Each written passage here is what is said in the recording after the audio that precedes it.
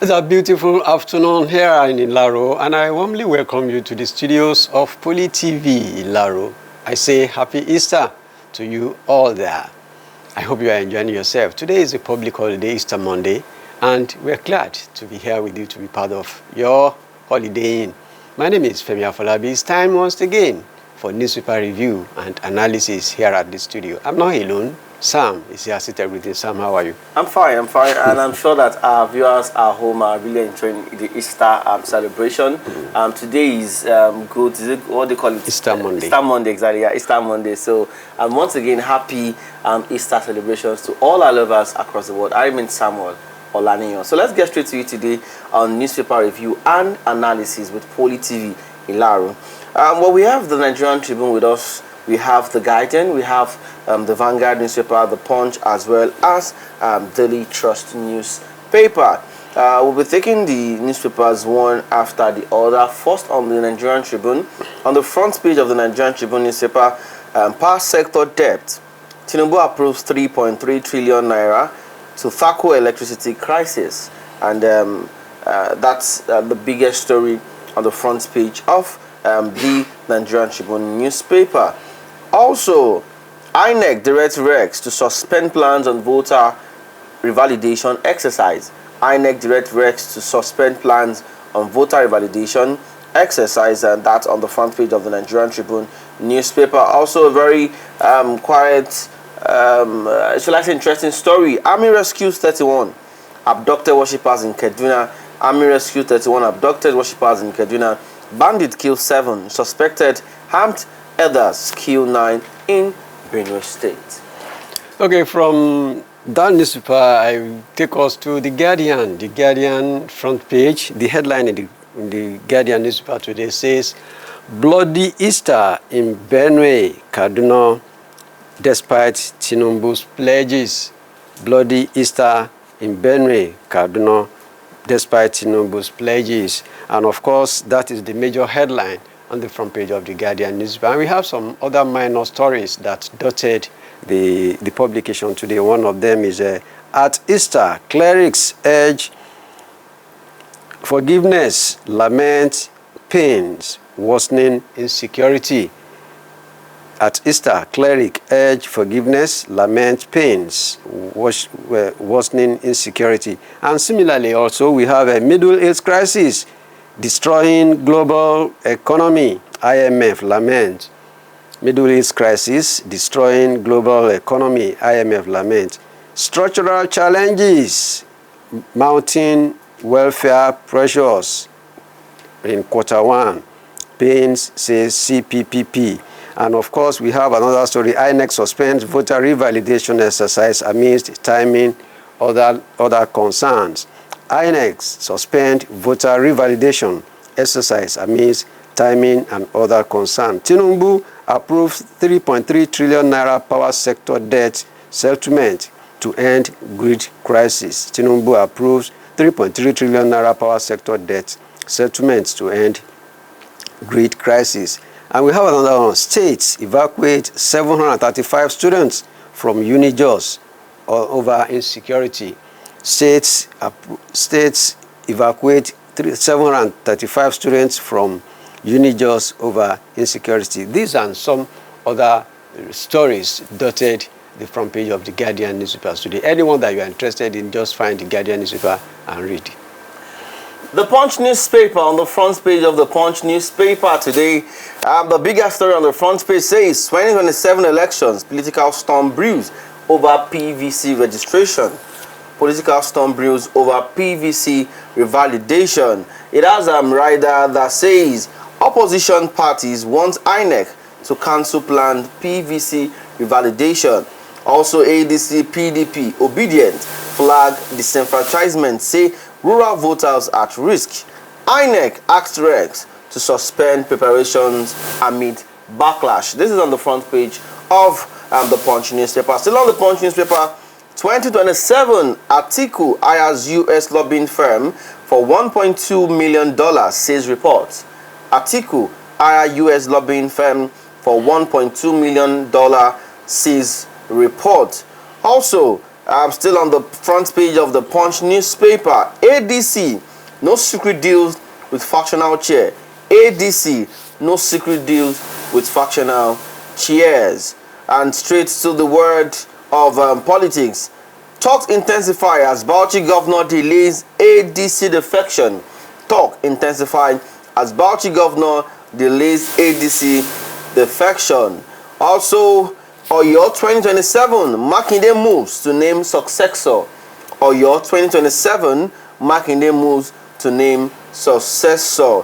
And finally, on the front page of the Punch newspaper, Lagos pastor wife napped with illicit drugs. And for more of that story, you can turn to the page 4 and 5 of the Punch newspaper. And from the Punch newspaper, I take on straight to the front page of the Vanguard newspaper. Vanguard says, the major story on the Vanguard newspaper says 2027, Tinubu's ex-ministers face tough battles in states.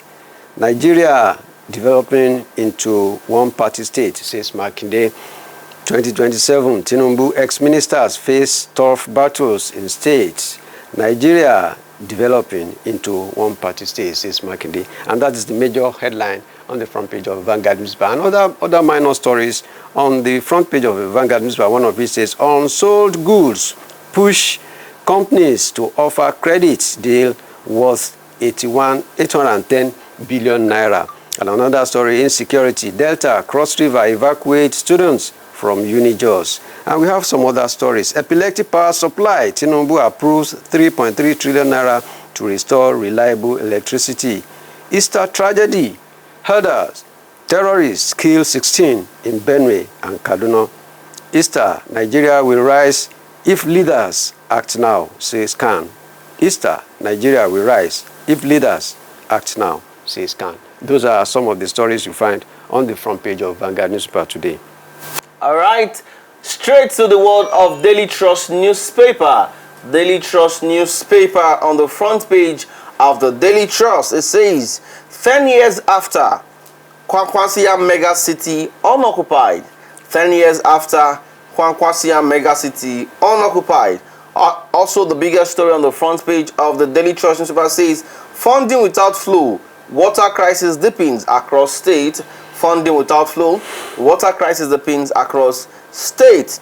Still on the Daily Trust newspaper, teenage sisters invent AI-powered tool to tackle post-harvest losses. Teenage sisters invent AI-powered tool to tackle post-harvest losses. And also, finally, on the front page of the Daily Trust newspaper, on a very sad note, Lassa fever death toll hits 146 as Bauchi, Taraba lead.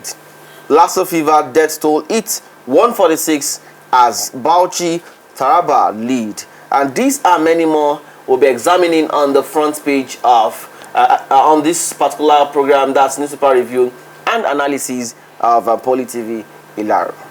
Okay, when you look at all the publications that came out today from the newspaper belt, you discover that all of them do not have similar things in common.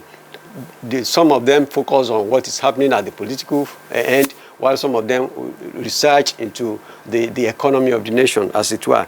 Let me take, for instance, what Tribune is saying. Tinubu approved 3.3 trillion naira to tackle electricity crisis in Nigeria. Of course, we all know that electricity supply in Nigeria in the last couple of months, in particular, has been very, very bad, and it has it's already taken toll on the socio-economic impact of Nigerians, as it were. So maybe that was why Tinubu now take the lead, or take the leap, the necessary leap now to settle the debts. Government is owing the stakeholders in the electricity supply chain to settle it, so that maybe after that, Nigeria will have a respite when we're talking about electricity supply. What do you say to that? Well, I think as far as I'm concerned, President Tinubu we don't want to renege on his promises. I remember in 2023, he made a very frantic promise concerning power supply. And he promised Nigerians that if Nigerians' electricity does not improve, they should not vote him come 2027. And then we're just about, I think, 9 months to go to the general election. So we expect that the presidency or the president should ensure that the power sector in Nigeria at this point in time, in fact, it has even led to a point where the Minister of Power had to abandon his governorship ambition because the ministry is in shambles. The ministry, in terms of Nigeria power generation, power supply, and distribution, also, there's nothing to write home about. So I think it's very right. It's a right step towards the right direction, if you ask me. I think apart from the loss of Nigerians so far on the irregular supply of power, the major culprit, the major loser as of today, I'll talk about Minister Adelabu, because already that particular incident, the irregularity of a power supply, has enabled him to lose his political ambition of becoming the governor of Oyo State. In fact, that irregularity, that inadequacy has rubbed on him, so that Nigerians now sees him as somebody that is saddled with the responsibility of providing electricity, and he could not perform. So that credit, that nomenclature discredited him in the face of Nigeria, among Nigerians, so that he wasn't able to, at least to pursue his political ambitions again. So it is the case of somebody who says it's Enibala Yakowawo. If you are saddled with the responsibility of carrying out responsibility and you are not able to deliver, as it were, of course, definitely that one will rub on what you want to become at the end. When people will quote it that, okay, when you are saddled with this responsibility, you aren't able to. And that will take me to this report by Vanguard. The Vanguard in the headline says 2027 Tinubu's ex-minister face tough battles in states. That is one of it, because some of them that are coming from the federal cabinet, they are going back to the states to at least to pursue their elective political career. So people are now asking questions. When you are a member of the federal cabinet, what did you do? How did you perform in your office? Now you are coming back to states to come and do what? I think, as far as I'm concerned, one man that stands out amongst the the ex-appointees of President Tinubu is Yusuf Tuga. That's a former foreign affairs minister. In all fairness, I think in terms of looking at how he delivered, in terms of the foreign policy, in terms of diplomatic relations of Nigeria with other international organizations, I would say the man did some very excellent job. Don't forget that earlier, I think, was it this year, we had a row with U.S. president where they were having issues concerning the Nigerian security situation, and I didn't know how he and himself and then the Nigerian presidency handled that whole issue. And then we have a very good diplomatic, relationship with U.S. at this moment. But another issue again is the fact that he's not that popular in the state. I mean, in Bauchi State, people are saying that he's more of an Abuja politician, and so he does not have that grassroots backing. They believe that he's banking on the experience he has in Abuja. He's banking on the fact that he had relationship with the president. He's banking on the fact that he had some, he's well connected. That's in at the federal government in Abuja, but not at the grassroots level there in Bauchi State. So I don't know what might happen for other people like Gawuna. Gawuna happened to be the former deputy governor of Kano State. At the moment, I think he was the former board chairman of the Federal Mortgage Bank. Yeah, that's the Federal Mortgage Bank in Nigeria. But at the moment, I think he has decamped to the ADC. So I don't understand. I don't know. You were keeping an appointment with President Tinubu in APC, and suddenly you resigned just to the camp to ADC to contest for the governorship of Kano. I don't know what exactly is you might not know what led to that, because politicians, largely most of them are self-centered. Honestly, I'm not sorry to say it. Most of them are self-centered. Maybe he believes that his chance of securing a ticket at APC may not favor him. Yes. That is why, okay, let me go to ADC, because that's the thing. Last week we had we saw how many lawmakers at the House of Representatives defected to other political, but they left PDP to go to ADC to go do all this while, because they are looking for tickets. They might not be able to get it where they are, so they are not scrambled to go to where automatically will be given to them. I think it is too much a risk to resign as a minister of a federal, government executive, and then go contest for election. It's really a big risk. I don't think a politician might want to take, but best of luck to them. Probably they know how to go with their rounds. Okay, let's interrogate this another topic, another issue. The front page of the Daily Trust says funding without flow, water crisis deepens across states. What do you say to that? Because my own perspective, somebody asked a question last week. If we still have states that is keeping staff of federal or state water corporations, maybe that state should examine itself. Because when you go to most states now, especially most big cities, you hardly find a public water supply at the public tap flowing again. Every resident, virtually everybody now, either sink borehole or dig what do you call it?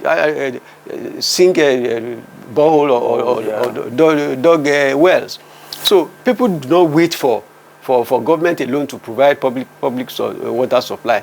Everybody now is a form of mini government on its own. We provide our electricity, we provide our water supply, and some states, and year in year out, when you look at the budget of of such states, they still have some chunk allocated to the state water corporation, as it were, and without water. That is what this paper is saying. Every year in year out, government still allocate water, huge amounts of money to provision of water supply. Whereas, where is the water? The public traps are dry. Nobody gets supply from the public tap. In fact, when we were growing up, what we used to know was that when you wake up in the morning, you go to a public tap very close to your neighborhood, and you draw water from there. But these days, if you have anyone still running now, maybe it is being provided by private person around the neighborhood to give you money, not government again.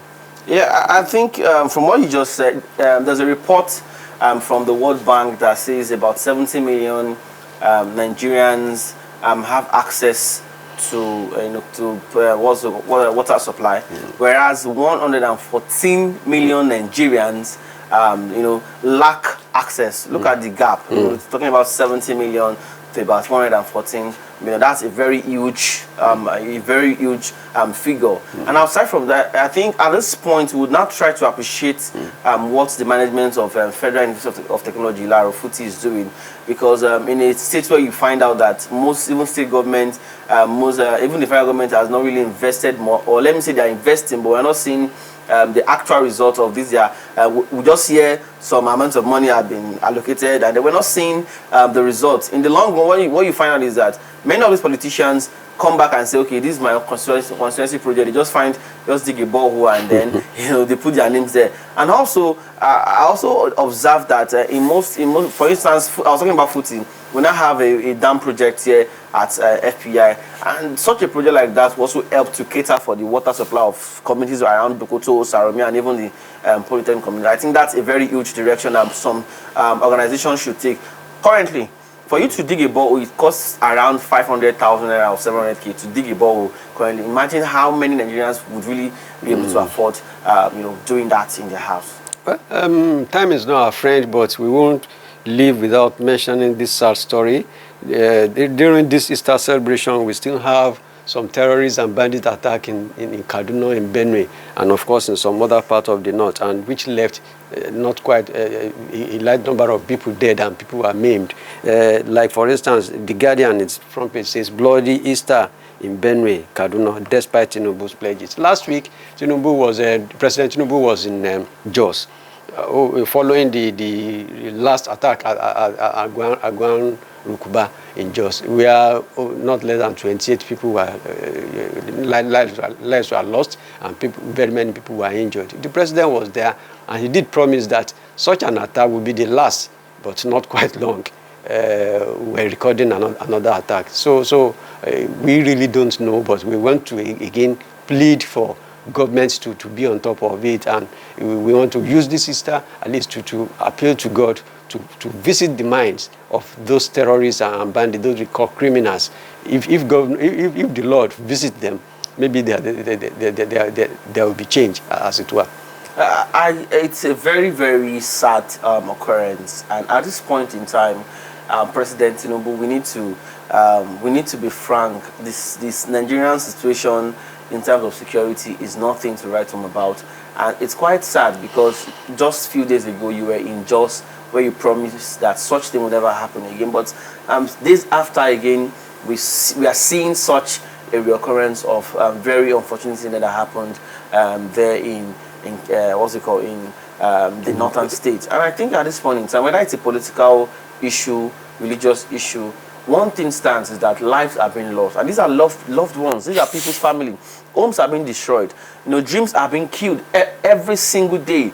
You find out that people are dying. Homes are destroyed. Communities are getting killed, and it's not getting funny any longer. Situation needs to be de-escalated. Situation needs to be properly calmed in terms of ensuring that the security apparatus of Nigeria is at alert. We need to ensure that lives are secure under administration, and if only the solutions are not brought as early as possible, we never can tell what will happen to a country called Nigeria. We just pray that the Lord will visit this country and take control so that we have peace and peace again. That is the program this afternoon. We'll be back tomorrow, next Friday. Please enjoy the rest of your holiday.